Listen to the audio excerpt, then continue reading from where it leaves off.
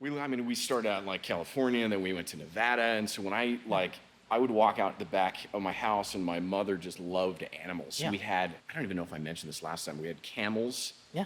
we had horses, llamas, emus, Yeah. sheep, goats, Things that would live in the ducks. nice, hot environment. Yeah. Yeah. It was weird though. I like this own petting. Are we Is rolling? ready to roll? Okay. Sorry about that. Office Talk, Steven and Jimmy, episode 2. I'm in Steven, the hot seat, man. nice to see you. Happy New Year. Yeah, thanks, Here we brother, are. too. Yeah. Thanks for, continue to, make sure that we can try to start a podcast here. This is fun. Heck yeah, man. Hopefully people can enjoy that with us. Thank you, everybody, for listening in, and hopefully you have something to say as well, so you can join us, right? We're Exactly. an open book, right? Yeah, heck So, yeah. anyways, let's get going here. Steve, let's bring us up to speed on, where you started and how you end up here today. Right? Starting with the day I was born. Okay. It's going to be a long day. It's gonna be a long You know what's episode. funny? I actually remember being born. That's great. Then nobody believes Yeah. me when I say that. I know, it was, right? It was a C-section because I'm a twin. I actually remember. I didn't know that about you. Just this one brief image, like a picture, like a still image of laying in the I don't know, incubator thingy, whatever they call it. Yeah. And then I remember the sound of my mom's voice. I remember it going from really muffled to, oh wow, I can hear really, really clear now, and oh, it's cold. Yeah. I actually remember that. It's weird to think That's about. pretty but- amazing. Yeah. So, I but can't day even remember two, yesterday sometimes. So But then I didn't really come online until I think it was like 3. And I remember this is the next memory that I have, like being born, and then the next memory I have is taking a shit on the carpet. yeah, right. Like that was my. I Great. came online that day. Yeah. I wish I could still do that. I guess sometimes. No, like I don't know. The reason I guess podcast, like why we talked, with you last time, Yeah. kind of why we wanted to do this, and I had the last, 20 years, because Rach and I have been married 20 years this next year. Congratulations. Thank you, appreciate it. Yeah. She's an amazing woman, but I think when we started. Well, I'll go back to college. Let me start there. I got in this horrible motorcycle accident. Yeah. Disfigured, like collapsed my eye socket, lacerated my face and scalp. You can't even tell, man. You look great. So. Thank you, appreciate it. I tore my anterior deltoid off my collarbone. I broke my collarbone. I broke my wrist in a few spots, cracked some ribs. I bit chunks out of my tongue, and it was a bad one. But Rach came with me. We moved to Boise. I always had this entrepreneurial vibe that I don't know. I didn't want to work for somebody. I'm like, I can't work for somebody. I need to be able to do what I want to do and go where we want to go. And so it was just kind of this experimental, what am I going to do for a living, Yeah. We got into Amway. Yeah. That's a whole nother story. I should do a podcast just on Well, Amway. yeah. Amway's, I won't go off on a tangent Yeah. right now. Yeah. Right. But so I got this idea of like, I like the idea of residual income. I'm It's like, entrepreneurial, though. yeah, exactly. Yeah. Yeah, I actually learned a lot of stuff. I learned, reading books and just the whole idea of, I don't know. Some sort of a structure to make a living. Yeah. But I loved the idea of residual income. I Yeah. loved the idea of, okay, I want to be able to just not work and get a paycheck. I Yeah. want to be able to do something and then keep getting paid for it over and over and over and over. Because Yeah. I tell people that, like the first time that your bills are all paid and you didn't do anything Yeah. and the money just keeps coming in, it is the best damn feeling in the world. Yeah. The feeling of like I said is, sorry to interrupt you. No, but, you're good. I remember opening the restaurant, right? I told my good friend Nick, I was like, you know what? Today, he was my food salesman. He walks through the door, place is a disaster, and I'm like, hey man, I got my first bill today, and we've spent every dollar we had on this project. So Was it this plate when you it first was started? 32nd. Okay, So I okay. was like, Nick, we don't really have any money to pay any bills. And I was like, I got my first bill. It was like an internet, a Comcast bill or something like that. Right. And I'm like, Nick, we got to open tomorrow. He's like, what do you mean, Jim? I was like, I'm shooting for like 2 or 3 days from now. Yeah. Because we have to generate some revenue. And he's like, you're not going to be able to do that. And that's a story, like I said, for another day. But I know the feeling Yeah. of like saying, hey, we had a budget for this project. Here we are.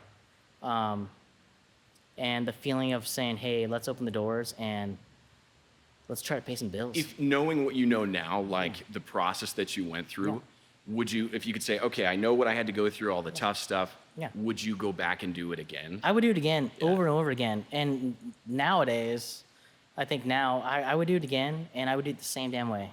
Yeah. You know, hard work. You wouldn't change anything. No, because you know when you don't borrow a dime to start a business and you put everything you have into something, Yeah.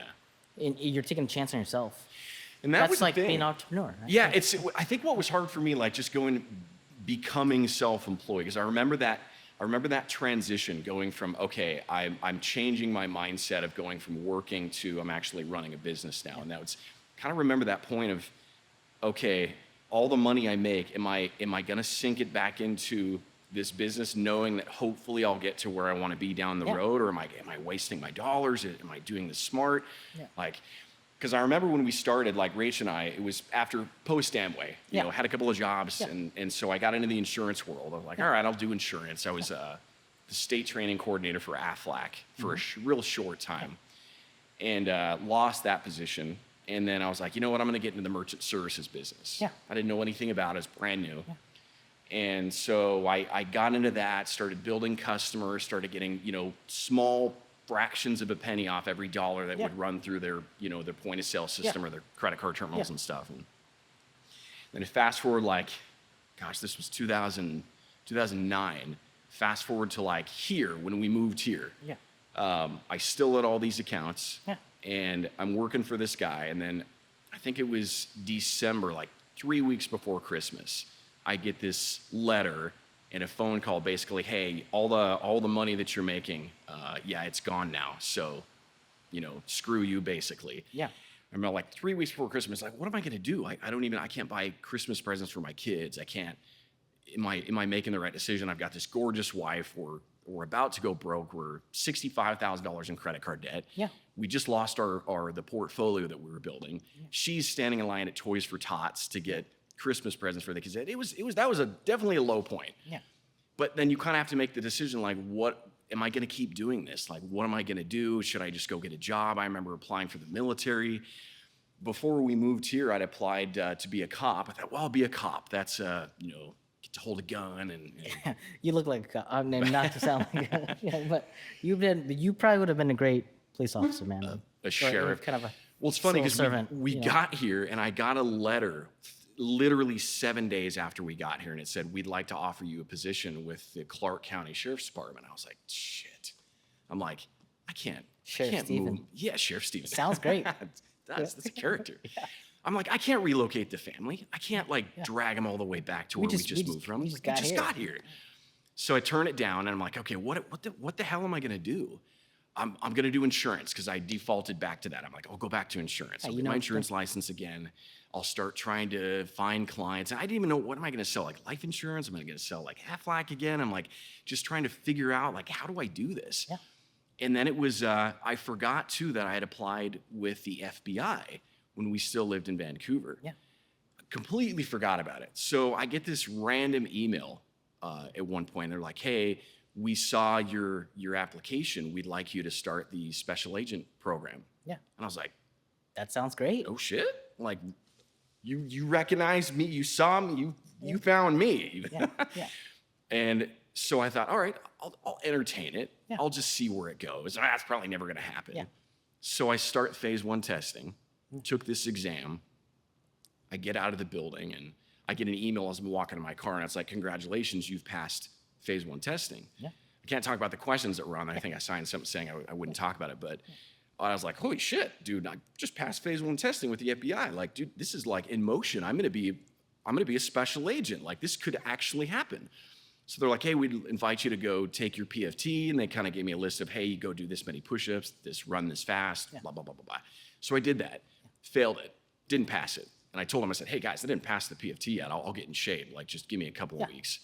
And so they said, well, hey, that's all right. You know, and I thought, well, maybe that's part of it. They wanted to see if I would be honest about it. Yeah.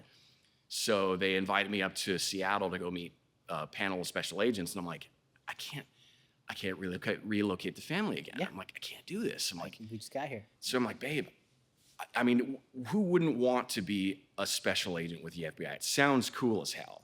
Yeah. Like, I'm like, all right, I can't do it. I got to give it up. I had to sacrifice it for my family. I'm like, all right, I got to pull out of the process. They're like, okay, well, if you change your mind, let us know. Yeah. Oh, damn, you know, now what am I going to do? I'm broke. I'm filing Chapter 7 bankruptcy. I just gave away this cop position. I just said no to the FBI. Can't And be I'm like, fed. Yeah. yeah. And so we we got into the Medicare world.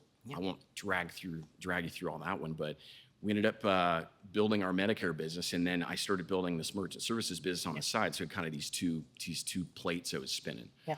And then just really over the course of the last handful of years, we've just grown and grown and grown and grown, and then we built up enough of residual income. I remember the day I was working for Liberty Mutual. This was in 2019, and probably the worst job I think I've ever had. Nothing wrong with Liberty Mutual, but the manager I had at the time, oh my God, she was so freaking condescending. And I remember knowing that I have fuck you money now. Yeah. Like I have enough money, I have a residual income, like I can literally walk away and say, screw you guys, I'm done. And that's, I totally did. Good It was for you. October 2nd. Good for you. I was like, I'm done. Yeah, That's we're the done. day you can remember forever. Yeah. You know? Yeah. But it was that transition of, okay, like I felt super, super empowered at that point. Like, all right, I'm officially a business owner and I'm never going to go back to work for somebody. Yeah. And then it was just like, back to, I brought up the FBI, but not to jump ahead too far, but to backpedal a little bit. When I applied for the FBI, before I was going to go up and meet this panel of special agents, they said, well, hey, take a selfie, take a picture of yourself. Yeah. And so we can see what you look like and make sure that you're not like a 300-pound guy that's, you know, we need to know that you can actually go through the phase 1, phase 2, all these testings. So I did. And I had a buddy named Mark Flory. Mark, if you're watching, buddy, love you, pal. I haven't talked to you in a while, but he's starting this coaching business, right? Yeah. And I was his first client. He's like, okay, what have you always wanted to do? I'm like, I don't know. I've always wanted to be an actor. Yeah. He's like, okay, well, let's get it started. Like, what would you do to get started? I'm like, I don't know. Like, Google how to get started in acting. Yeah. And I found casting networks, and it was, set up a free profile. So I used that FBI photo, and I posted on there. I'm like, okay, here's a good picture of me. Well, I was tan as hell, because it was like August. So I'd been laying in the sun and just, was wearing a suit. So I was like, okay, it was a good picture. And I get this email like, I don't know, a couple months later, totally forgot about it. This local company that does background work, and they're like, hey, we saw your profile on Casting Networks. We're doing some Z Nation stuff. Yeah. In fact, so Sean, you guys were on the Z Nation thing, weren't you? So that's no, Caleb, begs the question now of like that's how you got into acting, correct? Yeah, yes. I mean it's they were like, hey, we have this part we think you might be good for. It was a Native American, and I was like, okay, so I was tan, so I looked Native American, I guess. Okay, great. So they invited me out. I got started in that, and I just fell in love with it. I was like, dude, where have you been all my life? You know, I love doing this, and then that just kind of evolved into commercials, and then more extra work, and then okay, your first movie, and then we did. The biggest one I've done to date is Recollection. Caden Butera. The movie's not out yet. It will be here probably in a couple weeks. By the time people see this podcast, it will be out. Awesome. But, so that was fun. Waking Lazarus, that was another one. So then for, just getting to know you a little bit better, we've kind of covered, kind of how you got here and, technically how you got into acting, and we'll get into some more of that as more and more podcasts come. So let's just go back to like right now as we're sitting here doing this podcast, what do you do for a living? Like, how do you describe what do you do for a living? How about that? Yeah. The elevator pitch. So it's funny because we had that merchant services portfolio. The only reason I even have a merchant services like credit card processing. Yes.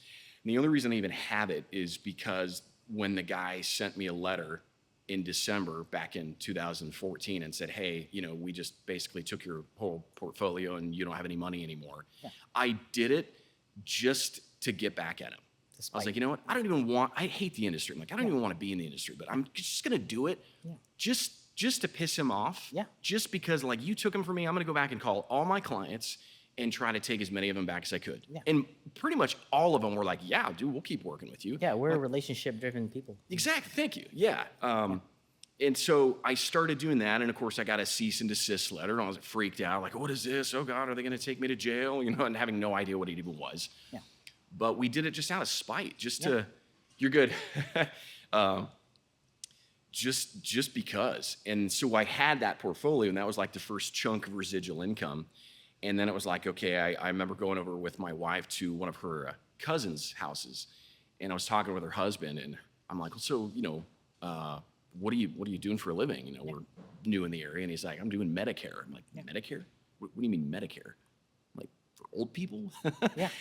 he's like, yeah, no, it's open enrollment. It's like 8-10 weeks long, and you write some policies, and then you pretty much don't work the rest of the year. I'm like, okay, you have my attention. Yeah. And so we got started in that, and so the first season I got something like 50 or 60 clients. Yeah. Thought, okay, this is kind of cool. Work for This like is 10 weeks out of the year. This is what I'm gonna do for a living. Yeah, I'm like, okay, so I got the merchant thing, Yeah. got the Medicare thing, and so just over the course of time, because I feel like you have to put in like 10 years with anything to be really good at it. Like restaurant owners, you would know. Yeah.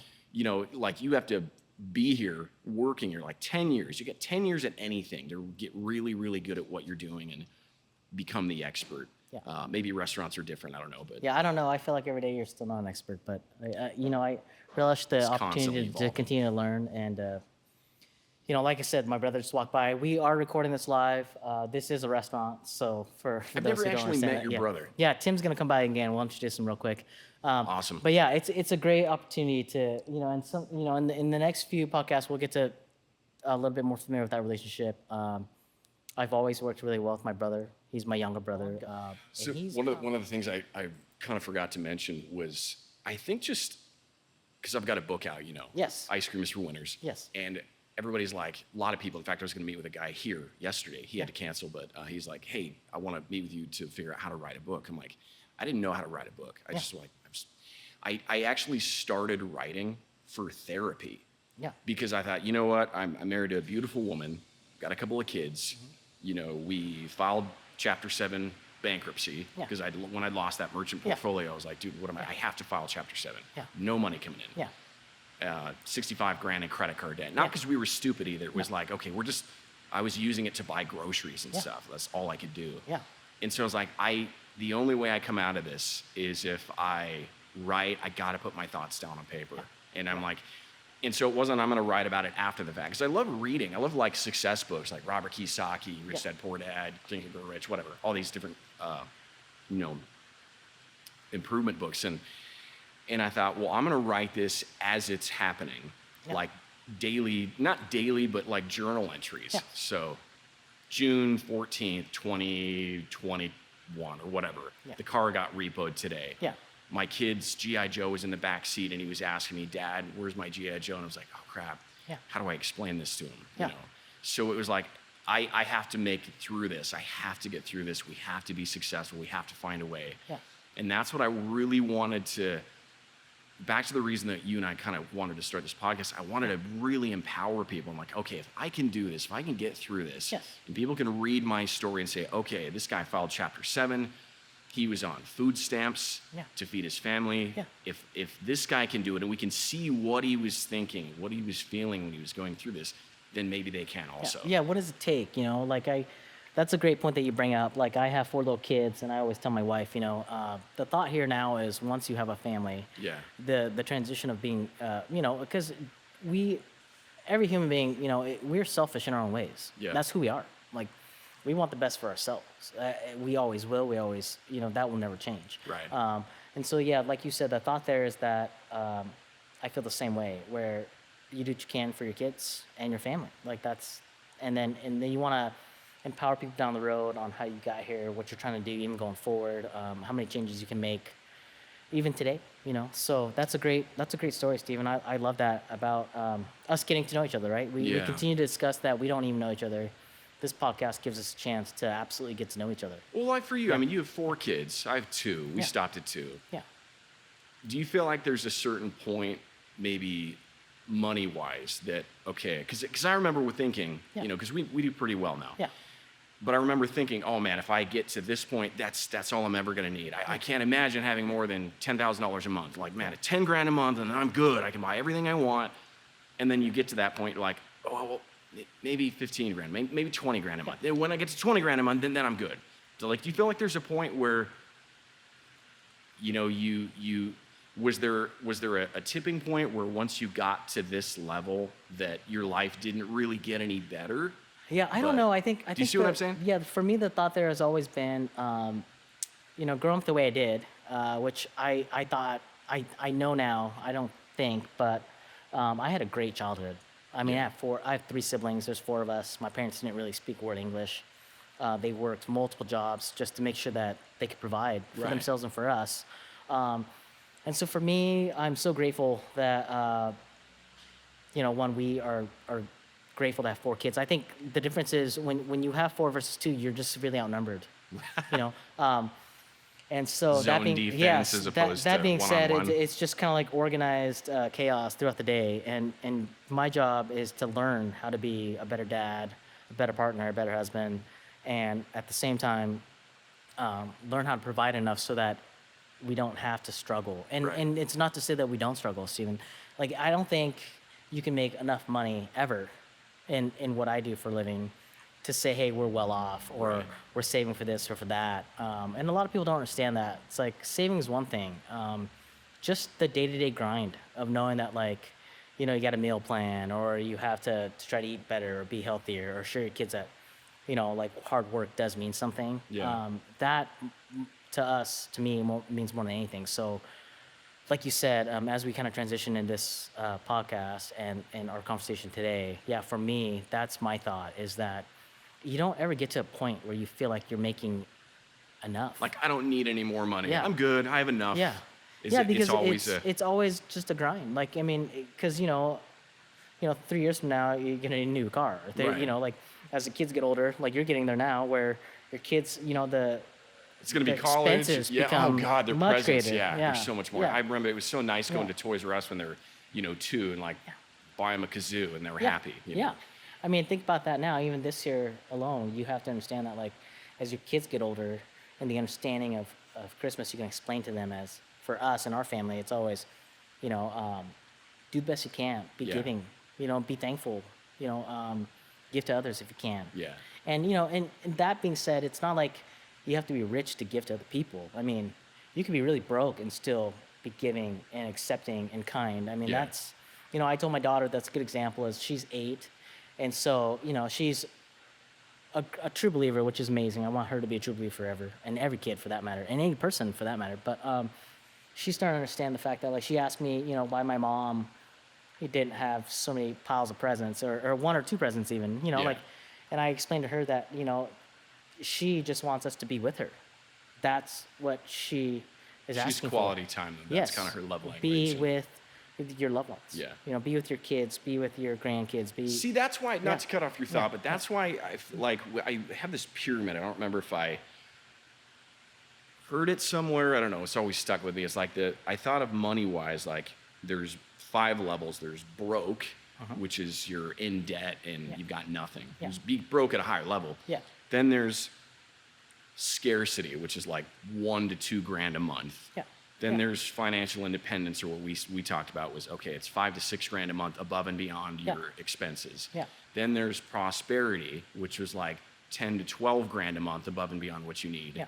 And then there was true wealth building, Yeah. where it's like $500,000 a year or more. Yeah. And so Yeah, you're saving now for the future. Yeah, and that was always our target. And I don't know if that's a good thing or a bad thing even. I'm like, that was always our target. Like, okay, we'll get to $500,000 a year, and Yeah. then I'm there. Yeah. Yeah, Like, that's pretty great. I mean, but, a but lot is of that people- should that be the goal? I don't know. I don't know. I think the goal for me now is be a dad, be kind, get home, be involved, be here, live in a living color. How about that? Even at work, Yeah. my young staff, and teach them that, like, there's more to this than just trying to count the dollars. So for you Yeah. though, like, what's if you project? Well, let's see. How old's your youngest? My youngest just turned 5. Okay, Yeah. so you've got a good We got 13, stretch. 14 years Yeah. before the kids technically are adults and out Yeah. of the house kind Yeah. of thing. Yeah. So, like hobbies and stuff, like where do you? I mean, 10 years from now, what are you doing? Yeah, I've never even really put a thought to that, because I'm so focused right now on, like, making every appointment, Yeah. getting to work on time, what we consider is on time. Thank God I work for myself, because on time for me is just get Whenever here and you open get the there. doors. Yes, I read a great sign a few years ago, and it was on the Oregon coast, and their open to close sign was, we get here when we get here, sometimes late, sometimes early. So, You're never we- early or late. You arrive yeah, precisely yeah, when you mean to. Yeah, Yes. they're like, we stay open sometimes at this time, but most of the time a little bit later if we have to. And if we're really, really fortunate, then we get to leave early. Yeah. We get to take the holidays off. We get to enjoy time with our loved ones. yeah, that for me, I think means more now in this moment than anything. Yeah. Yes. You're a pretty big family guy. I know Yeah. you're big into relationships and stuff, and Yeah. we both Yeah. are. I think for us it was like I don't know, like I always had the idea of like I have these milestones that I want to hit. Like Yeah. always wanted to take my kids to Disneyland. I remember Yeah. the first time we got to do that. Like Yeah. check bucket list, check. Yeah. You know, we've been to Disneyland, we've been to Disney World twice, Yeah. we've been to Universal Studios a couple times. We're leaving for spring break here in a couple of months. Yeah. We're taking the kids to NASA. Yeah. We're gonna go get a surf lesson at Cocoa Beach. We're gonna go out and do the bioluminescent tours where you boat in the ocean and all the glowing algae and stuff. Yeah. But I don't know. For me, it was just like experiences. I just Yeah. I want like all these new experiences, and that's Yeah, for me, it's a little bit different now because, like I said, my kids are a little bit younger, so my stretch is 5 to 13, right? And then I have an 11-year-old boy, and then my princess, she's 8. And so sometimes even getting out of the driveway it feels like a huge feat. How about that?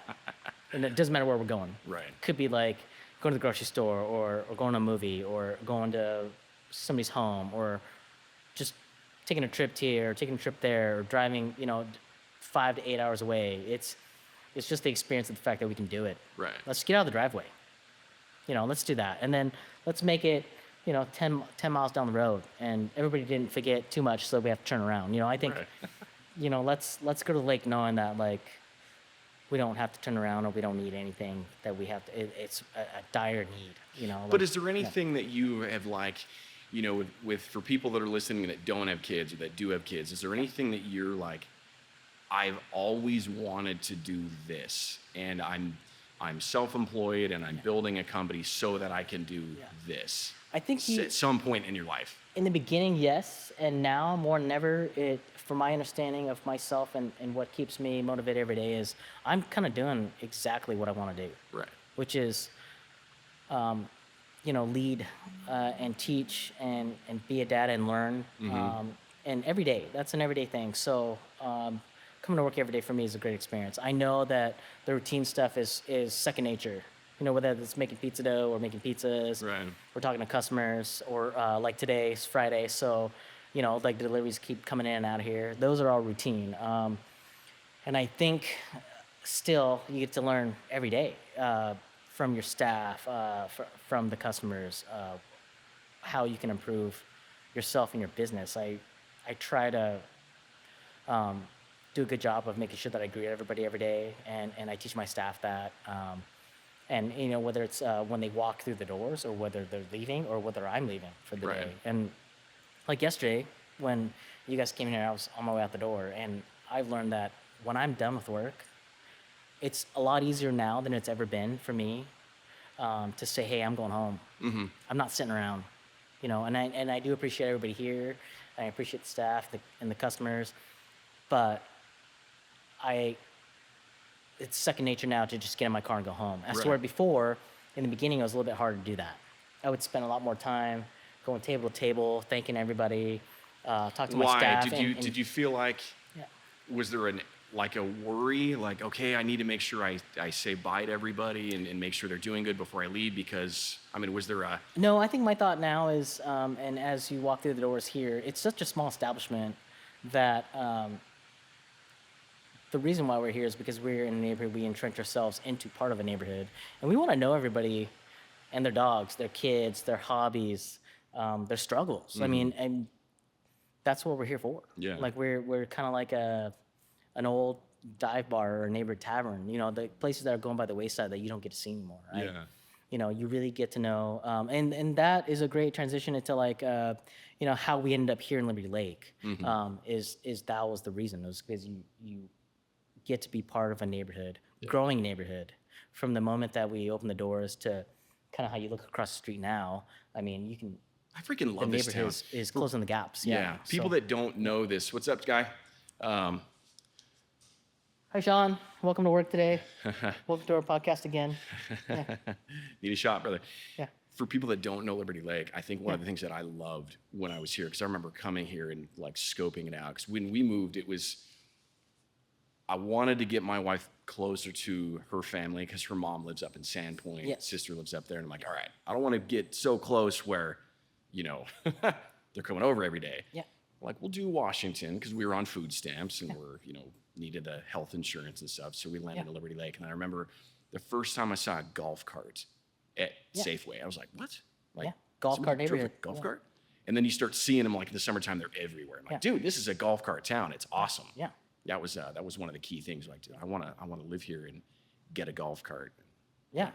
Yeah. Liberty Lake's great in the fact that it's close enough to anything. Yeah. You know, whether it's you want to go to Coeur d'Alene, you want to go to Seattle, you want to drive the other direction, you want to go to Boise. Like Yeah. I said, is so for me, the thought has always been Liberty Lake.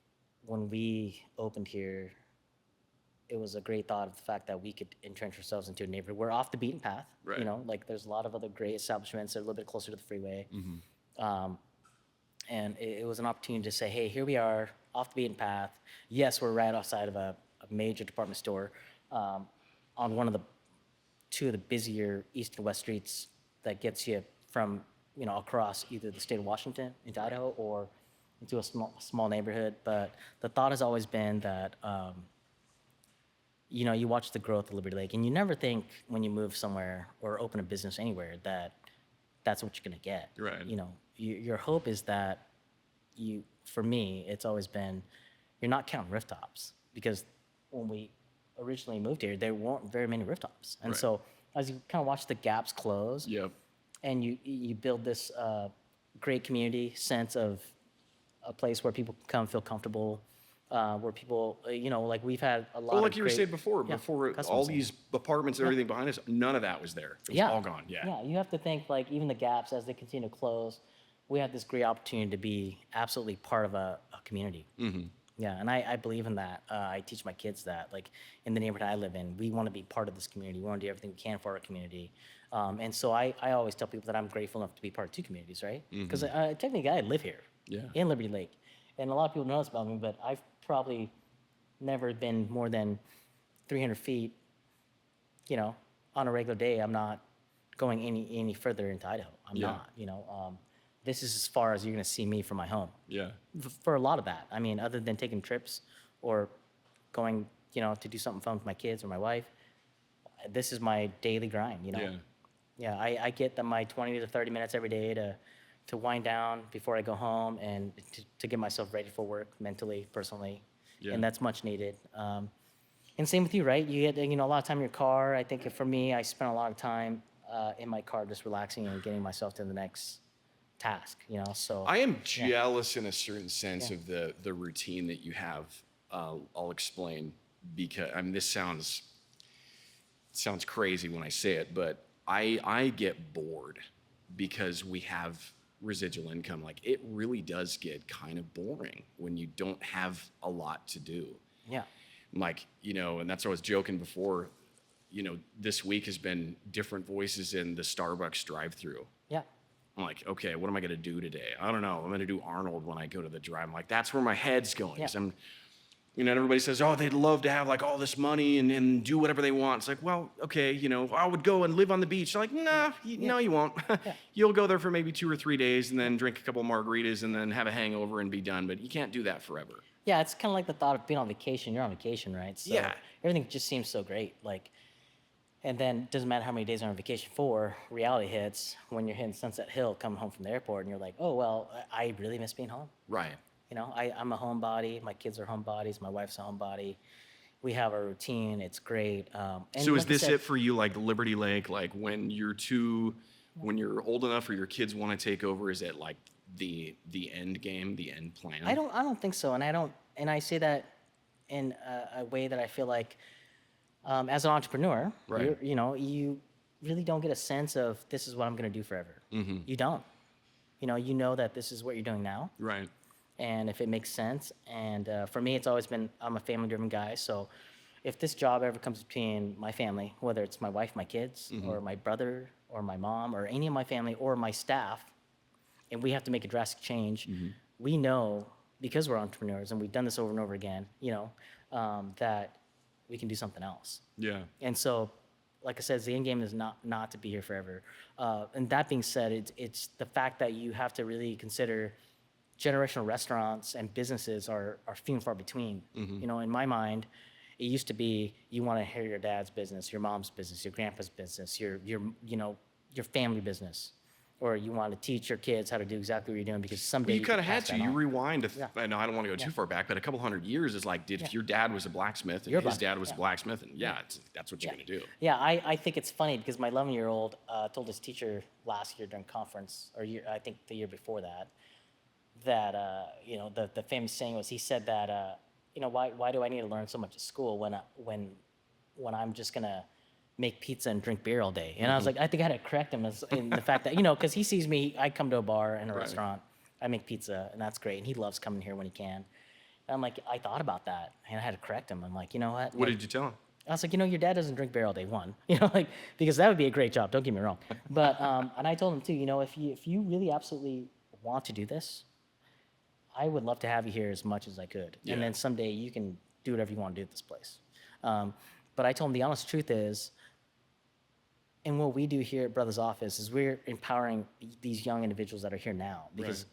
there's a good chance down the road that it's not going to be one of my kids that wants to do this. It's going to be somebody that's working here, Yeah. you know, who feels like this is kind of their niche. And I tell these young kids all the time, I'm like, if this is what you want to do, it's not about the fact that you're in a restaurant. It's about the fact that you want to work for yourself. Right. So if this is what you want to do, you get to do this today. Most kids, I think, if their parents are self-employed or Yeah. entrepreneurial, that they just kind of fall into that Yeah. zone. Yeah, they see that, they get comfortable doing that. Yeah. And I tell my kids that I want them to do, you know, for themselves, whatever they feel is going to make them happy. Right. You know, and so. I mean, if- our kids are like, do your kids ask you, like, I mean, I know my kids, Riker wants to be a barber. Yeah. Okay. Great. Cool. Yeah. He loves the barber that I go to. And Yeah. so I brought him a couple of times, and that's what he wants to do. And I'm like, okay, that's Yeah. awesome. Great. Ashton, I have no idea what he's going to do, but I worry for our kids. I'm like, what with AI, you know, what jobs is that going to take over? Like, what is going to be available in even 5-10 years from now? Yeah. Like, So you is don't. there- Yeah, you don't get to in this industry. It's hard to be a business owner in general, Yeah. let alone in a restaurant with margins thin. You're going to get a Tesla robot Yeah. that's going to be behind and the counter. you don't get to You're gonna- explain to your kids that the margins are thin. You know, that you got to show up every day and work as hard as you can, and Right. then at the same time, you know, be a good leader. You know, if you walk in the doors here, different from other establishments that kind of do what we do, which is, you know, technically we're a bar first. Yeah. You know, we have to have really good pizza that we do the best we can with, and that's changed a lot over the years. But you got to really kind of understand that, like, we're a dying breed of people. Mm-hmm. You know, where we're teaching young kids who didn't go to college to have a credential to be a bartender or a cook. They didn't. You know, good luck finding people like that. You Yeah. know, so they are in a job where you have to teach them that if you want to be an entrepreneur, if you want to be a restaurant owner in this industry, the margins are thin, and, Yeah. and that's not what you get to tell them every day. You know, they don't get to see that every day. They don't get to see, you know, all the taxes, the bills, the operating cost of what it takes to fill the hour labor. In my Yeah. industry, as the years have, you know, in the last couple of years in general, you know, it becomes harder and harder to continue to want to come tableside, have enough bodies to come out and greet people, get to know people, keep people. Do you know. think college, put you on the spot, do you think college is a waste of money? You know, I feel like college is a great opportunity to open the door, Yeah. right? But so is working here. You know, I tell the young kids here all the time, like, every day when you get to sit across the table from somebody or the bar, Yeah. you get to open a door. Yeah. You know, if So you think it just gives Yeah. like a chance to build like if your kids wanted to go to college, Yeah. would you say, all right, yeah, I'll pay for it, I'll support you, like I'm gonna do the best I can. Yeah, Yeah. I feel like I've been fortunate enough as a kid that when my parents came here, here's a great story. When my mom and dad came to America in the 80s, the only thought they had for us as kids, they didn't know how many kids they were gonna have. How about Right. that? And so as they had, you know, 4 boys, the only understanding I grew up with is I didn't miss a day at school. How about that? Right. 1, for the free lunch and the free breakfast. 2, Yeah. for the fact that, like, you go to school because, you know, like my oldest brother and I didn't realize that we were both going to school to learn the same thing, which is English, which is, you know, yeah. being able to sit in a classroom setting and learn something. Yeah. You know, when we came home, we didn't speak English. You know, we spoke Hmong to each other. right? So then, Do you still remember it? yeah, so I'm fully fluent. Okay. Yeah, and my kids are. So I think that's important as well. But Tell me something. Tell me something. Tell me like, hi, Steve. It's nice to meet you. yeah, Nyajong, which is a greeting, like, how are you doing? How do I say it? Nyajong. Nonjon? Nyajong, yeah. Okay. So for me, Hmong is an amazing language in the fact that when you learn about it, getting older, you learn about, you know, where your language comes from, where you settle, why you are who you are. And my brother brought up a good point the other day in the fact that my oldest brother, we sat down, we got to talk about, sorry to come off the subject here, but No, you're we good. sat down and we got to discuss, like, our kids are getting older, right? And they have a lot of questions for us. Right. And so whether it's about our ancestry or whether it's about, you know, what culturally, how we celebrate things and why things are what they are. And we looked at each other and we had a really good coming to Jesus moment where you're like, hey, we don't even really understand a lot of our own ancestry. You know, like whether it's, and most of that is coming from like tall tales of, you know, like stories that you're told throughout the years growing up as a kid, whether it's from your grandparents or your parents. And so now that we're a little bit older, we get to ask a lot more questions Right. and absorb a lot more information from my mother, my uncles, all the people that are a little bit older that have lived a little bit. Right. And we get to learn and pass that into our kids. And so the understanding that as we get older is we have to know enough about where we come from. Don't lose that part. Yes, of so your, you yeah. don't get to lose culturally who you are. You know, it doesn't matter for my kids, doesn't matter what religion you want to become or who you want to believe in. Believe in something, you know. But So bring it back yeah. to it just so I can get your raw answer. Yeah. Do you think college is a waste of money? You know, I went to college. My wife went to college, and like I said, back to that point, my parents, my dad always told us that they didn't come to America so that we could not go to college. Okay. They came to America so that we could get an education. What is your So, degree in? What's your, I have a communications degree, Okay. which, and you think about all the years and the days you spent going to school and learning, I do use that every day. Just you learn how to use that in your own interpretation of what you're doing every day. right. You know, like I tell the young kids here, you know, go to college, pursue your interest. And college can mean a lot for a lot of people. Now there are so many great trade schools too. So Yeah. Do as you think that- education has changed, Do you I think that believe the in college, experience yes. of college, though, like for me, I've got my degree in business admin, and Yeah. I'm still paying back student loans. I've never Yeah. used my degree once. I think for me, it was learning more about myself, Yeah. being around people that I didn't know and making friends and having the whole college experience of, oh, wow, there's a lot of different kinds of people that are Yeah. out there versus just being stuck in a small town and you graduated high school and maybe you were the jock or the loser or the cowboy or whatever. Yeah. It kind of gave me a chance to be like, wow, there's a big world out here. Yeah, I think you have to understand that, like, even the transition between, you know, high school, trade school, college, whatever it is that you want to pursue, I always tell the young staff here and my kids the same, that do what you love. I mean, Yeah. if college enables you to do something, if college is going to be open a door for you to become something that you want to be, that's what you have to pursue. If you join the military, will allow you to pursue some of the interests that you love. There's an avenue there. Yeah. If you know, like, you have to really think that the trades are dying. So, you know, plumbers, HVAC guys, like Electricians, yeah. you know, guys like Mechanics, myself. yeah. You know, I mean, there's a lot of education that you can pursue. There's also a lot of good trade schools you can join programs now that you have. Do you think that's why, like when we were kids, you know, in the 80s, it was, you know, maybe there were a lot more trades and it was like, okay, if you guys want to succeed in the future, you're going to have to go get the college degree, and that was pushed on us. And then it was like corporate, white collar, and then a lot of those trades kind of are lost. Because Yeah. if you could talk to right now, you could talk to an electrician that you get your, you know, your journeyman, whatever, go through the process, hire a couple of guys, you can make a lot of money. Yeah, You can make a lot of money in a I think year. it's not just about that, though. You know, what the education is going to allow you to do is not just be in the trade, but then Right. be able to train people to be in the trade. Right. To allow yourself to, like, have that residual income. But do you feel like yeah. it shifted though? Like it went from trades to college degree, white collar, and then it's like, oh, wait a second. Yeah. The trades are lost. We got to get back into the trades. Yeah, we have to absolutely do that because, I mean, now in a restaurant, you know, like refrigeration guys are a dying breed, HVAC guys are a dying breed, gas guys are, you know, plumbers are. I mean, Yeah. you have to really understand that, like, when I started in this job many, many years ago, even worked for somebody else, the first few guys you meet are the guy that's cleaning your grease trap, the guy that's coming in and fixing all the plumbing or producing you with more electrical or fixing your pizza ovens or all your gas guys. Yeah. And so a good story to that is the gentleman that I've known forever, he retired a few years ago. And that created this huge gap of him telling me, honestly, he said, hey, Jim, I wish I had a great recommendation for you on somebody that can do exactly what I'm doing for you now, but I don't. Oh man. I mean, that resonates with you Yeah. because then you're like, well, Like, who the hell is going to fix my pizza oven when it breaks? who's going to who's going to maintain all the refrigeration if it's not for me to learn? Yeah, yeah. Who's going to refrigerate, fix all the HVAC when it breaks?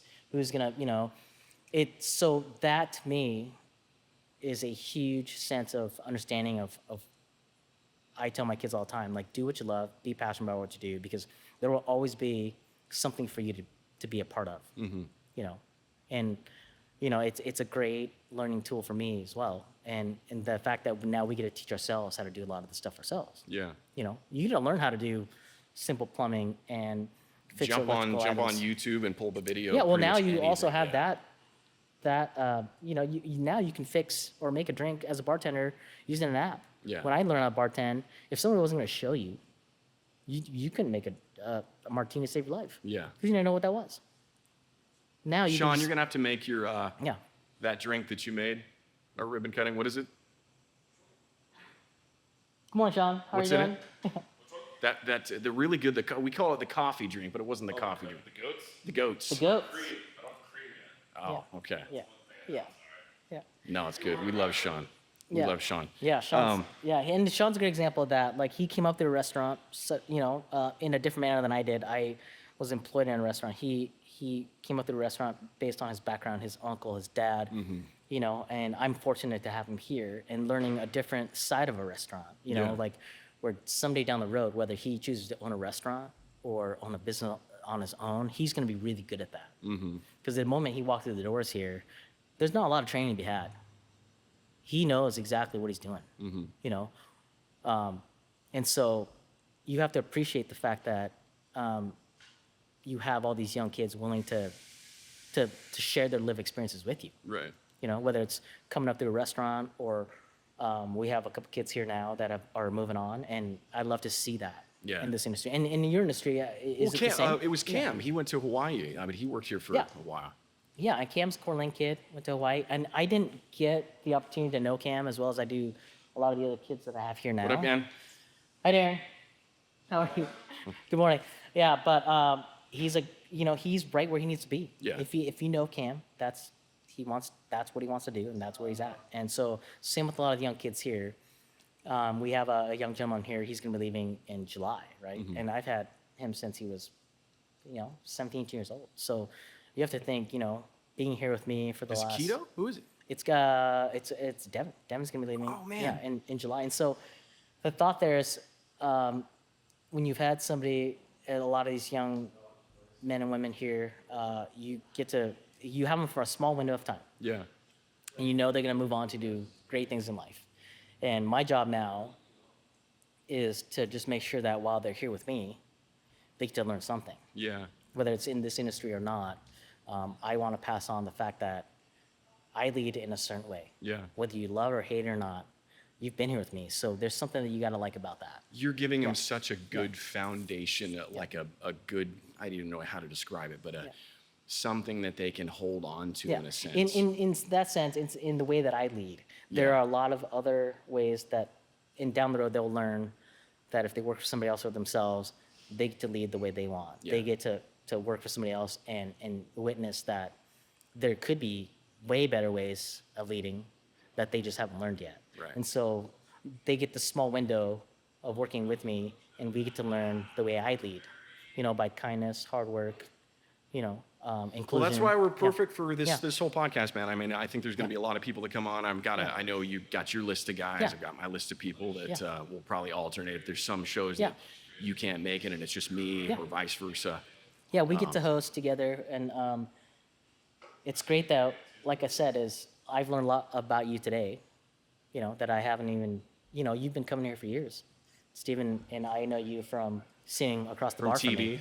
Yeah. Like, oh, there he Yeah, is. there he is, or a billboard, or sitting across the table from me. That's right. We have a billboard right now. Yeah, That's right. and Yeah. so you have to really understand that, like, we get to learn a lot about each other. Yeah. And even today, we learn a lot about each Yeah. other, and hopefully, we get to also now have the opportunity to learn a lot about other people, Mm-hmm. you know, and they get to learn a lot about us, and so that's the shared experience, right? Yeah. Awesome. And that means more, I think. How about that? Back to your college question, right? I think there's a difference between getting the best education you could possibly get and having some sense of common sense and lived experience. That's good. How do you- That's how do that's you- it. It's Yes. the lived experience. That's what it is. How do you bridge that gap? Yeah. For my kids, how do I bridge that gap? Yeah. Of, I want you to be, you know, right now going forward, you know, they are, you know, a lot of my young kids are really into technology, which is great for them. And I want them to be great at that. At the same time, I also want them to have good people skills, great common sense. How do you bridge that gap? Yeah. How do you bridge the gap of, I'm going to give you the choice. You can choose to go to college if that's what you feel is going to benefit yourself and your family going forward. Whether you know that now or not, or even when you're in college, that's the decision you're going to make then. Yeah. I'm going to support that decision. I'm your dad. Yeah. Whether you choose to Are you do gonna pay something for it for him? creative. Because the reason I ask is I remember when I went to U of I. Yeah. And I remember, you know, and my parents, they didn't want to pay for us for college. They're like, hey, if you're gonna go to college, you need to know that you're there because you're choosing to be there, not Yeah. because mommy and daddy are funding it. I'm like, Yeah. all right. And I was irritated at the time, but Yeah. now I understand. Yeah. But I remember my suite mates when Yeah. I lived in the dorms. One of the guys' name was Rob. Didn't go to class the entire semester. All they did was game all Yeah. night. They'd Yeah. game till like 3, 4, 5 in the morning. Yeah. They would, I mean, I remember walking in there because the bathroom was on their side, so I'd have to go through the door. Yeah. And there was, I swear to God, like 30 or 40 pizza boxes Yeah. stacked up. There were Coke cans everywhere. They were so, they never want to leave the room. Maybe so, I need to move to a college neighborhood, man. No, I'm just kidding. but I remember he didn't go to class the entire semester. I remember it was like 2-3 days. We're doing finals, and I remember I was in my room. I came in, and I remember he was just bawling on the phone. I was like, you know, eavesdropping a little bit, and he was crying. He's like, "Mom, I didn't go to class all semester." I'm like, oh my God, like that's what I don't want to have that. Yeah. You know, I don't want to have my kids go to school because we're paying for it. Like but, I said, there's a but the difference lived between experience. So lived you're- experience, yeah. common sense, and going to college. And I always tell my kids, whatever I can do for you, Mm-hmm. and your mother and I are on the same page, we will do it for you. Yeah. You know, but it's bailing out of jail. I would gladly do that for Yeah. any of the guys here, anybody I met. If somebody calls me and says I got a DUI, I'm gonna come pick you up. Yeah. You know, that's on you. Yeah. My job is to be here for you, to kind of help you navigate that nuance if I can. Yeah. If I can't, hopefully I know somebody who can, right? Yeah. So same thought at home, where it's, you know, if my kids want to pursue an education or a trade or any kind of a learning experience, I'm all for it. 100% support. You know, yeah. Sean, how we doing on time? Yeah, What about hour? What are we at? yeah. Okay. So yeah, let's talk about. So you've written a book, and I'm really interested in hearing about that. So there's and the I think audio yeah. version and the print version. Yeah. So yeah. Yeah, give us a little insight on that. Like, you've already given us a little bit insight on how you, the thought of writing a book, keeping your thoughts in a journal, and that just became, you know, how did that become, you know, just documenting your thoughts to let's publish a book? How did Yeah, you I get mean, there? it was, you know, back to like, it really was therapy. I Yeah. knew, because I've got a buddy named Josh, and he told me from when we were kids, he said, Steve, you're either going to be really poor or you're going to do really well, like Yeah. really rich. Yeah. And I believed him. Yeah. And so I'm like, well, so I've been really poor. Yeah. Like, Yeah. all right, I'll do both. Yeah, But it was, I don't know, I guess I just, any book that I ever read, it was always after the fact. It was like these guys that were really successful, they would talk about when they weren't successful. They would talk about when they were poor. They would talk about when they were starting their company out. But it was always way after the fact. Yeah. And so I was like, I don't think I've ever read a book that somebody was writing it as they were going through shit. yeah, And I was like, you know what? This might be like a book that nobody else has done before. yeah, and people get to learn from that. And that Get to was the thing. And let it that wasn't experience. like, it wasn't necessarily all of the steps that we took to get financially independent. It was, what am I feeling today? Yeah. What is going through my head when it was the first time getting on food stamps, I'm like, I'd never been on food stamps before. I'm like, what do I do with this thing? When I go to the store, I'm like, it's humbling. I'm like, hey, I have this EBT card. Like, how do I use this? So does your book cover, like, you have all that documented in your book? Yeah. Where it goes from, step. Because I started A to Z. writing, I talked about when I was firefighting, I talked about, when I applied to be a cop, and then when I applied for the FBI, and then when I tried to work for Edward Jones, and then I building our merchant portfolio, getting into, the Medicare world. Like, I talk about all that. So I wrote it over the course of let's say 6 years. Yeah. And I just never thought, well, am I ever going to finish this? Am I ever going to get it done? Like, what am I going to do? Like, and I have to tie this up at some point. Yeah. So when I ended it, I hadn't actually quit my job yet. Yeah. But it was like, hey, our residual income is higher than our expenses. We basically have fuck you money at this point. We can say, hey, dude, I can walk away anytime I want to. Yeah. And I hadn't yet, but. Yeah. And so I started writing another one, and that one's almost done. Yeah. But it was kind of picked up from where I'd left off. And I don't know. I just, back to your question, it really was therapy. It was like, I have to get my thoughts down on paper. And I think for anybody that they're going through struggles, whatever it could be, relationships, could be drug addiction, drinking, whatever. It's almost like if you put your thoughts down on paper, it kind of gives you a sense of, that's what I'm feeling. That's what I'm thinking. It kind of gives you you're good, man. Hi, Dave. Hi. This is Dave. Hey, Dave. This is a live podcast, Dave. Thanks for joining us today. Appreciate you, man. But it was getting those thoughts down on paper kind of helps you recognize, wow, yeah, I am feeling that way, and this is why I'm feeling that way. And it's just, I don't know, it's like talking to a therapist, but there's nobody on the other end. Yeah. And you can say whatever you want to say. You can talk about whatever you want to talk about. I think it's nice that when you write your thoughts down, it's the truth and it's what you're feeling at that moment. Exactly, yeah. And so you don't get to go back and edit it. Yeah. And then you get to be, like I said, it's a lived experience. Yeah. It's live, living color. Like, we are Love it, brother. doing this in this moment. This is how I feel. This is where I want to go forward, hopefully. Yeah. But this is where I'm at currently. This is a good place to stop, brother. We Yeah. should just kill it right there, Yeah, because that's, let's do that, I'm yeah. liking it. Let's get a list. People we want to bring on. And Yeah. So next time we record, we'll have a few guests, hopefully. Okay. Hopefully Oh, I got to couple. mention our sponsor. Yes. So Let's hear about Weston that. Boucher, talked to these guys a couple of guys. Weston's I love his clothing. I mean, I've got a lot of stuff on. I've got, this little guy, this puffer jacket, the hat. His clothing is, I found him on Instagram. Yeah. And I was like, all right, dude, this guy's a male model. Okay. Well, maybe I'll order some stuff. You're like, and I want to be a male model. I'll someday. step myself up from a 5 to a 6, Yeah. And so I ordered some of the clothes, and they're awesome. Like the material that he uses like viscose and silk and wool and just the style. Because like puffer jackets are pretty common. Yeah. But usually you see them and they're like big, Puffy. bulky. Yeah. Yeah. This one's like more of a sleek and just, It I looks don't know. good on you, man. Thanks. It I probably looks appreciate good on it. me too. So, Well, then the beanies, I think I'm the one, I'm taking credit on this, told him to get some beanies because he Yes. didn't have them. I'm like, Yeah. dude, we need some beanies because Yeah. it's cold here. It's It's cold snowing out in outside right Spokane, now. yeah. It's beautiful Yeah, outside today. It's cold outside. It was like minus 34 yeah, we are wind chill here in last Liberty year. Lake. Today's, it's supposed to snow pretty much most of the day. We haven't had a lot of snow this year, so this is a beautiful day. It's an awesome day. Enjoy But this thank weather, you, yeah. Weston. So you guys are official sponsors for this podcast, so we appreciate your stuff. And if you guys, I'll probably drop a link or something in the description or whatever. You guys can check it out. But clothing is on point. Seriously, I'm not saying that because they're not paying me for this. It's awesome. I Well, you love look good, man. it. Yeah, So, I appreciate it. yeah.